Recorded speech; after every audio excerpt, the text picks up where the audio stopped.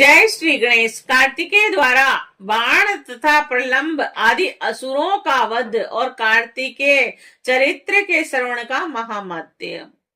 ब्रह्मा जी बोले, हे मुने, इसी बीच बाण नाम के राक्षस से पीड़ित होकर क्रांच नाम का एक पर्वत कुम्हार कार्तिकेय की शरण में वहां पर आया और वह बाण नामक राक्षस तारक संग्राम के समय कुम्हार का ऐश्वर्यशाली तेज सहन न कर पाने के फल स्वरूप 10,000 सैनिकों के साथ भाग गया था।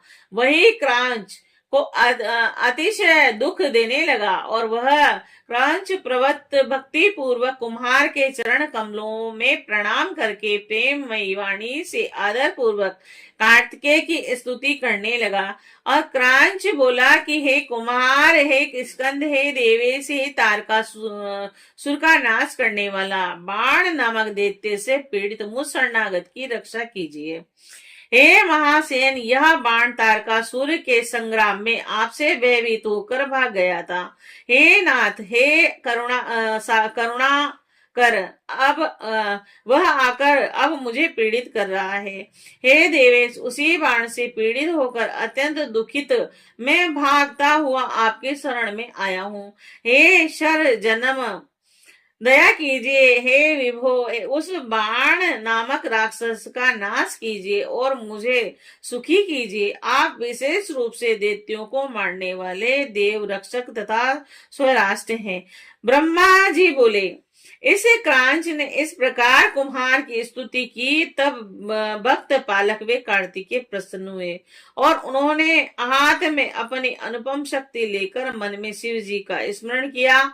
इसके बाद उन शिव पुत्र ने बाण को लक्ष्य करके उसे छोड़ दिया और इससे महान शब्द हुआ और आकाश एवं 10 दिशाएं प्रज्वलित हो उठी। और हे मुनीषण, मात्र में ही सेना सहित उस असुर को जलाकर वह परम शक्ति पुनः कुमार के पास लौट आई।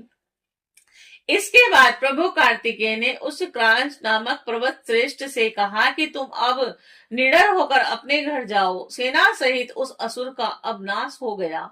और तब स्वामी कार्तिकेय का यह वचन सुनकर पर्वतराज प्रसन्न हो गया और कुम्हार की स्तुति कर अपने स्थान को चला गया। और हे मुने, उसके बाद कार्तिकेय प्रसन्न होकर उस स्थान महेश्वर के पाप नाशक 3 लिंग विधि पूर्वक आदर के साथ स्थापित किए और उन तीनों लिंगों में प्रथम का नाम प्रतिज्ञेश्वर, दूसरे का नाम कपालेश्वर और तीसरे का नाम था कुमारेश्वर। यह तीनों सभी सिद्धियां देने वाले हैं। और इनके बाद उन सर्वेश्वर वहीं पर जय स्तंभ के सनिकट श्वेत स्तंभेश्वर नामक लिंग को प्रसन्नता पूर्वक स्थापित किया। और इनके बाद वहीं पर विष्णु आदि सभी देवगणों ने प्रसन्नता पूर्वक देवादिदेव शिव के लिंग की स्थापना की। और वहां पर स्थापित उन सभी लिंगों की बड़ी विचित्र महिमा है और जो संपूर्ण कामनाओं को प्रदान करने वाली तथा भक्ति प्रदान करने वालों को मोक्ष प्रदान करने वाली है। तब प्रसन्न चित्त वाले विष्णु आदि समस्त देवगण कार्तिकेय को आगे कर कैलाश पर्वत पर जाने का विचार करने लगे। उसी समय शेष का कुमुद नामक पुत्र दैत्य से पीड़ित होकर कुम्हार की शरण में आया। प्रलंब नामक प्रबल असुर जो इस युद्ध से भाग गया था, वह तारकासुर का अनुगामी यहाँ उपद्रव करने लगा। और नागराज शेष का वह कुमुद नामक पुत्र अत्यंत महान था, जो कुमार की शरण में प्राप्त होकर उन गिरिजा पुत्र की स्तुति करने लगा। कुमुद बोला, हे देवदेव, हे महादेव के श्रेष्ठ पुत्र, हे तात, हे महाप्रभु, हे प्रलंबासुर से पीड़ित होकर आपकी शरण में आया हूँ। हे कुमार, हे स्कंद, हे देवेश, हे तारकस्त्रो, हे महाप्रभु, आप प्रबलासुर से पीड़ित हुए मुझ शरणागत की रक्षा कीजिए। आप दीन बंधु, करुणा सागर, भक्त वत्सल, दुष्टों को दंड करने वाले और शरणागत तथा सज्जनों की गति है। हे कुमुद ने इस प्रकार स्तुति की तथा दैत्य के वध के लिए निवेदन किया। और तब उन्होंने शंकर के चरण कमलों का ध्यान कर अपनी शक्ति हाथ में ली और गिरजा पुत्र ने प्रलंब के लक्ष्य करके शक्ति छोड़ी और उसी समय मान शब्द हुआ और सभी दिशाओं तथा आकाश जलने लगे। अद्भुत कर्म करने वाले वह 10 शक्ति 1000 सेनाओं सहित उस प्रलंब को शीघ्र जलाकर कार्तिकेय के पास सहसा आ गई।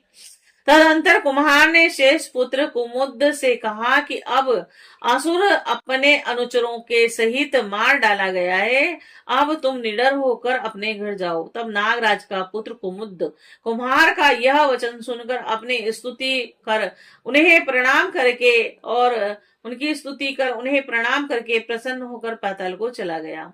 हे मुनीसर, इस प्रकार मैंने आपसे कुम्हार की विजय, उनके चरित्र और परम आश्चर्य कारक तारक वध का वर्णन किया और आख्यान संपूर्ण पापों को दूर करने वाला, दिव्य तथा मनों की समस्त कामनाओं को पूर्ण करने वाला है, धन यशस्वी बनने वाला, आयु को बढ़ाने वाला, सज्जनों को भोग और मुक्ति प्रदान करने वाला है। जो मनुष्य कुमार के इस दिव्य चरित्र का कीर्तन करते हैं वे महान यश वाले तथा महाभाग्य से युक्त होते हैं और जो अंत में शिवलोक को जाते हैं। जो मनुष्य श्रद्धा और भक्ति के साथ उनकी इस कीर्ति को सुनेंगे वे इस लोक में परम सुख भोग कर अंत में दिव्य मुक्ति प्राप्त करेंगे।